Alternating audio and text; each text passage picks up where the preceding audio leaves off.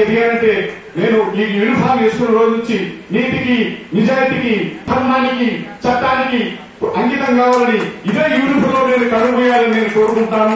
ఈ యూనిఫామ్ ముందు నాకు రక్షణ, తర్వాతే మీ అందరికీ రక్షణగా నేను కర్తవ్య దీక్షలో ఈ కొండవీటి సింహాద్రి సినిమా చూసి నేను ఇన్స్పైర్ అయ్యి పోలీస్ కావాలనే ఉద్దేశంతోనే ఈనాడు ఎన్టీఆర్ అంతటి మహానాయకుని నా గుండెలో ప్రతిష్ఠించుకుని వారి ఆహార్యం గాని, వారిని చెప్పే డైలాగులు గాని నేను ప్రజాసేవకే అంకితం, పునరంకితం అనే ఆ వైబ్రేషన్ తో, అదేవిధంగా ఆ మహానటుడిని నేను ఈరోజు వారి ఆహారంలో నటిస్తూ, వారి వేషాన్ని అనుకరిస్తూ నేను సినిమాలో కాదు రంగస్థలం మీద నటించి వాడే గొప్ప నటుడని సమానంగా మనం చేస్తున్నాను.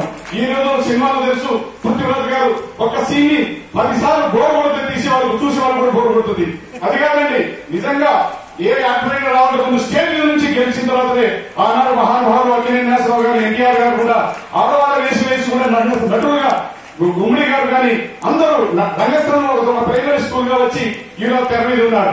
ఈ రోజు ఉన్నతంగా డబ్బులు పడిపోతున్నారు, మళ్ళీ అట్లే వెళ్ళిపోతున్నారు. కాబట్టి స్థానికంగా మనం ఈ రోజు రంగస్థలాన్ని, ఇలాంటి స్టేజ్ ని, కళామ తల్లి ముద్దు బిడ్డలు ఇక్కడి నుంచి ఈ స్టేజ్ నుంచి ఎదగాలని నేను ఈ సందర్భంగా మనం కోరుకుంటున్నాను. అదే విధంగా నదులన్నీ కలిసి సముద్రంలో కలుస్తాయి, అప్పుడు సముద్రుడు అవుతుంది. ఈ కళలన్నీ కలిసి కళా సాగరాలను కలిసి సముద్రంలో కలవాల్సిందే. అటువంటి సముద్రం లాంటి సముద్ర వేణుగోపాల్చారి గారి సముద్రం అంతటి వారు ఆశీస్సు మనందరికీ ఉండటం పూర్వజన్మ సుకృతంగా భావిస్తూ ఈ అవకాశం ఇచ్చిన పెద్దలు, పూజలు అందరికీ మరొకసారి కృతజ్ఞతాభివందనాలు తెలియపరుచుకుంటూ సెలవు తీసుకుంటాను. జై హింద్, జై భారత్. మీరందరూ ఒకసారి జై హింద్ అంటే మీరు జై భారత్ అనాలి, నేను జై భారత్ అంటే మీరు జై హింద్ అనాలి.